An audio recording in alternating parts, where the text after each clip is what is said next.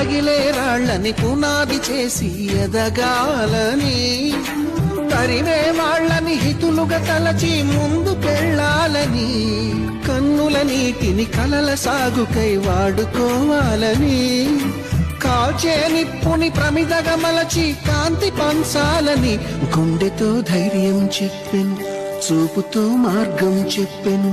నల్గొండ, వరంగల్, ఖమ్మం పట్టభద్రుల నియోజకవర్గం నుంచి ఇండిపెండెంట్ అభ్యర్థిగా వచ్చే నెల 27వ తారీఖు నాడు జరిగే ఎన్నికలలో పోటీ చేయబోతున్నాను. నేను ఇక్కడ నల్గొండ జిల్లాకు సంబంధించిన వ్యక్తిని. మాది పక్కనే ఈ నల్గొండ పట్టణం నుంచే 10 కిలోమీటర్ల దూరంలో ఉన్నట్టు అశోక్ సార్ అనే వ్యక్తి మాత్రం డెఫినెట్ గా ఆయన ఒక గ్రామీణ ప్రాంత నేపథ్యం నుంచి వచ్చారు, ప్లస్ ఒక జర్నలిస్ట్ గా పనిచేశారు. ఆయనకి ఎన్నో సమస్యలు అన్ని తెలుసు కాబట్టి నిజాయితీగా చేస్తారని మా నమ్మకం ఉంది. అందుకే మేమందరం కూడా విద్యార్థులు అందరి సపోర్ట్ కూడా అశోక్ సార్కి.